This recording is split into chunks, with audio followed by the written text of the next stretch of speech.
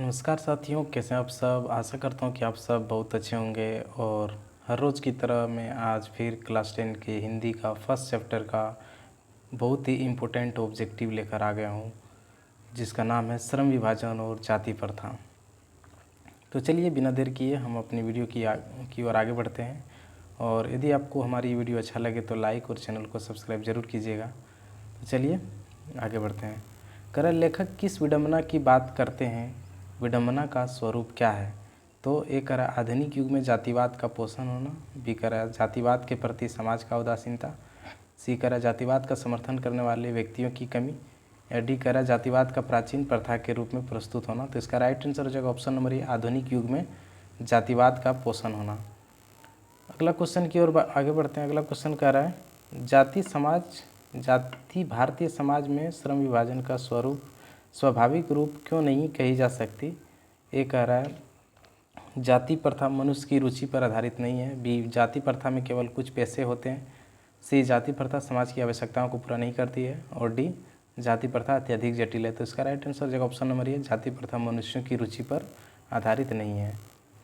कह रहा है सच्चे लोकतंत्र की स्थापना के लिए लेखक ने किस विशेषताओं को आवश्यक माना है? स्वतंत्रता, समानता, भाईचारा, बी धर्मनिरपेक्षता, स्वतंत्रता, न्याय, सी समानता, शिक्षा, स्वतंत्रता, डी न्याय, भाईचारा, समरसता। तो इसका राइट आंसर हो जाएगा ऑप्शन नंबर ए, यानी स्वतंत्रता, समानता और भाईचारा। क्वेश्चन नंबर 4 कहता है लेखक ने पाठ में किन प्रमुख पहलुओं से जाति प्रथा को एक हानिकारक प्रथा के रूप में दिखाया है? तो इसका कर ए जाति प्रथा की स्वाभाविकता और मानवीय कुशलता की कमी, बी कह रहा है जाति प्रथा की सामाजिक असमानता, सी जाति प्रथा का प्रभाव की स्पष्टता, और डी जाति प्रथा की तत्कालिकता। तो इसका राइट आंसर जाएगा ऑप्शन नंबर ए, यानी जाति प्रथा की स्वाभाविक और मानवीय कुशलता की कमी। क्वेश्चन नंबर 5 कह रहा है अम्बेडकर के अनुसार जाति प्रथा के पोषक उसके पक्ष में क्या तर्क देते हैं? ये कह रहा है जाति प्रथा श्रम विभाजन का दूसरा रूप है, बी जाति प्रथा समाज की आर्थिक स्थिति को सुधारती है, सी जाति प्रथा धार्मिक मान्यता को बनाए रखती है, और डी जाति प्रथा सामाजिक समरसता को बढ़ावा देती है। तो इसका राइट आंसर है ऑप्शन नंबर ए, जाति प्रथा श्रम विभाजन का दूसरा स्वरूप है। क्वेश्चन नंबर 6 कह रहा है जातिवाद के पक्ष में दिए गए तर्कों पर लेख की प्रमुख आपत्तियाँ क्या है? तो ए नंबर कह रहा है जाति प्रथा एवं श्रम विभाजन के साथ साथ श्रमिक विभाजन का भी रूप लिए हुए हैं। तो इसका राइट आंसर ऑप्शन नंबर ये हो जाएगा। क्वेश्चन नंबर 7 कह रहा है कि लेखक ने श्रम विभाजन और जाति प्रथा में किस विचार की प्रमुखता दी है? तो लेखक ने श्रम विभाजन और जाति प्रथा में जो है वो ऑप्शन नंबर सी, यानी जातिवाद का विरोध और समानता की प्रमुखता दी है।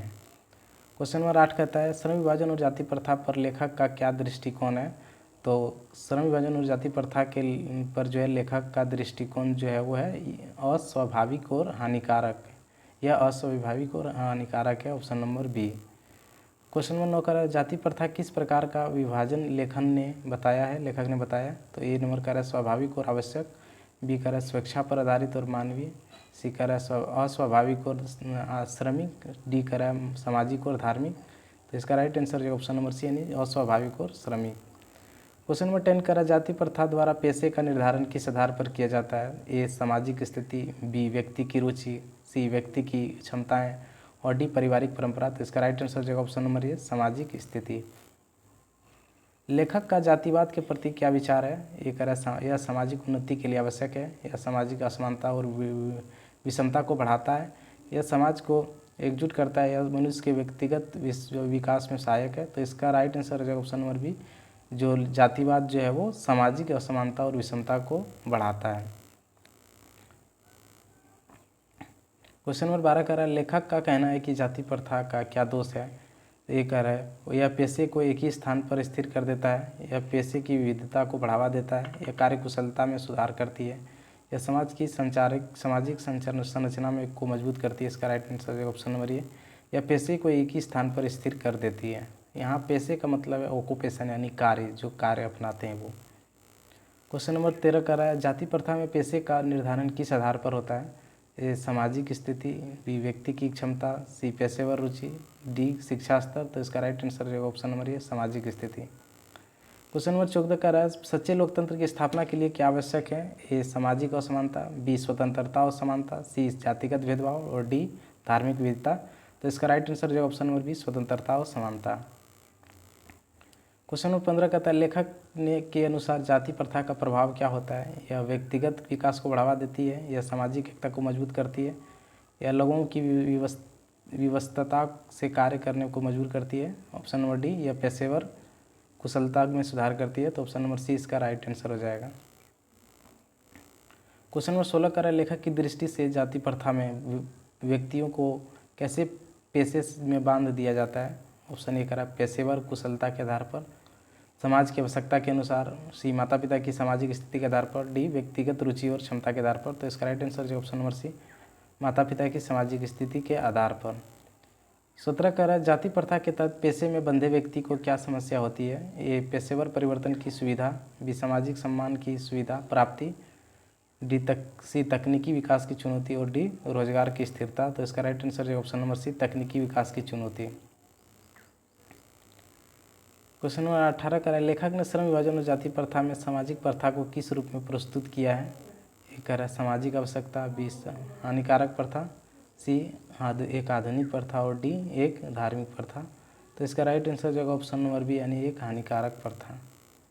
क्वेश्चन नंबर 19 कह रहा है जातिवाद के पक्ष में कौन सा तर्क प्रस्तुत किया जाता है। एक कह रहा है जाति प्रथा कार्यकुशलता को बढ़ावा देती है, जाति प्रथा सामाजिक और असमानता को समाप्त करती है, जाति प्रथा धार्मिक मान्यता को बनाए रखती है और डी कह रहा है जाति प्रथा व्यक्तियों की स्वतंत्रता को सीमित करती है। तो इसका राइट आंसर जो ऑप्शन नंबर ए जाति प्रथा कार्यकुशलता को बढ़ावा देती है। क्वेश्चन नंबर 20 कह रहा है लेखक के अनुसार जाति प्रथा में मनुष्य को क्या करना पड़ता है।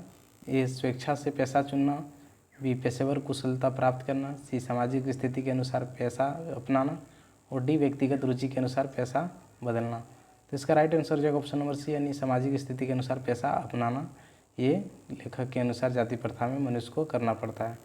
तो दोस्तों आज का जो हमारा क्वेश्चन है वो यहीं तक रखते हैं और अगला क्वेश्चन हम अगले वीडियो में लेकर आएंगे। तब तक के लिए धन्यवाद। यदि आपको यह वीडियो अच्छा लगा हो तो चैनल को सब्सक्राइब और लाइक ज़रूर कीजिएगा। धन्यवाद।